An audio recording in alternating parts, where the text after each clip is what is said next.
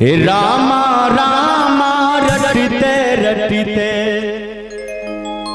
बीत गल उमरिया रघुकुल नंदन कबिया भीलन की डगारिया रामा रामा रटते रटते बीती गल उमरिया रामा रामा रटते रटते बीती गल उमरिया रघुकुल नंदन कबिया रघुकुल नंदन कबिया भीलन की दुआरिया रामा रामा रटते रटते बीती गल उमरिया रामा रामा रटते रटते।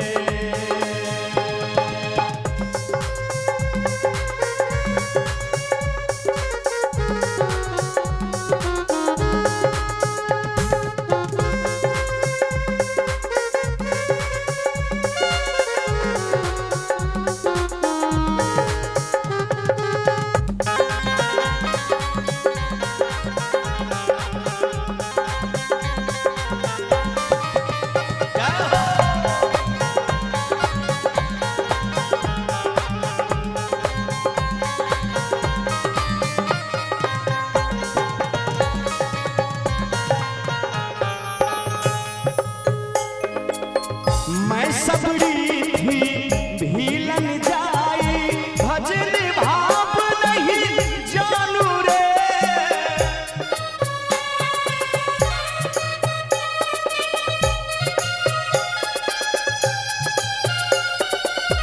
मैं सबड़ी थी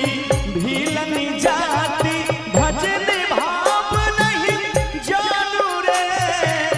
राम तुम्हारे दर्शन के हित मन में जीवन पालू रे शरण कमल से निर्मल कर दो शरण कमल से निर्मल कर दो दास के झुमरिया रामा रामा रटते रटते बीती गल उमरिया रामा रामा रटते रटते बीती गल उमरिया रामा रामा रटते रटते।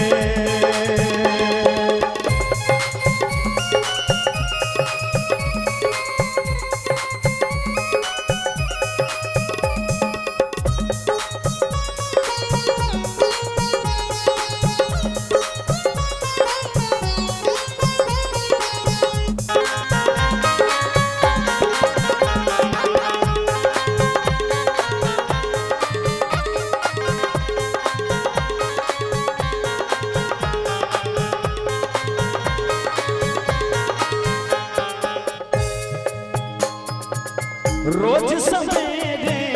वन में जाके रास्ता साफ करती हूँ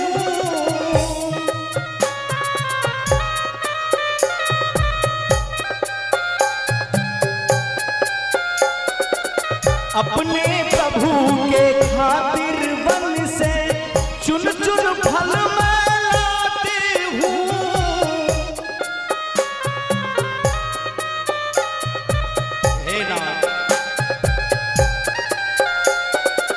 रोज सवेरे वन में जाके रास्ता साफ करती हूँ अपने प्रभु के खातिर मैंने चुन चुन फल मैं लाती हूँ मीठे मीठे बैरन के फल मीठे मीठे बैरन के फल लाई झुमरिया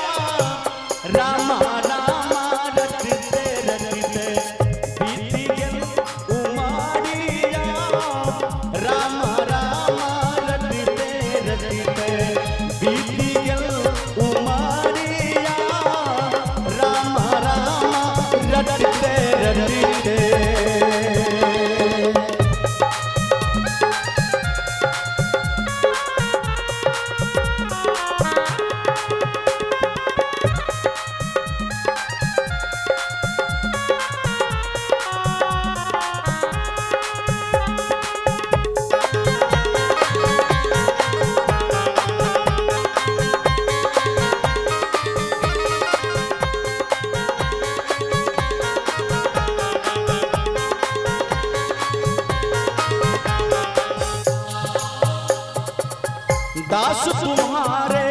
दर्शन के हित मैं अपना हितकारी हूँ।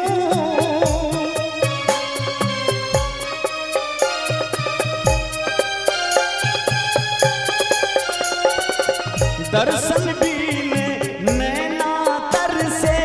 दिल के बड़े दुखियारी हूँ।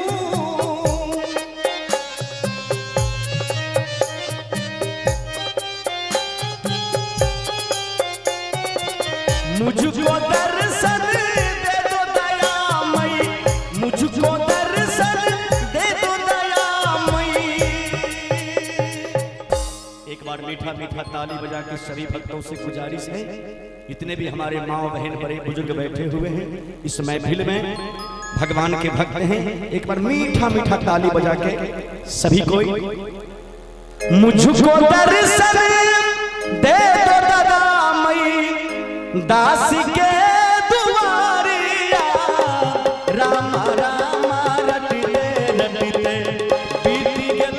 उमारिया, राम राम रटते रटते बीती गल उमारिया। रघुकुल नंदन कब आओगे, रघुकुल नंदन कब आओगे, भीलन की दुआरिया राम राम रटते रटते बीती गल उमरिया, राम राम रटते रटते बीती गल उमरिया, राम राम रटते रटते बीती गल उमरिया, राम राम रटते रटते। बोले श्री रामचंद्र भगवान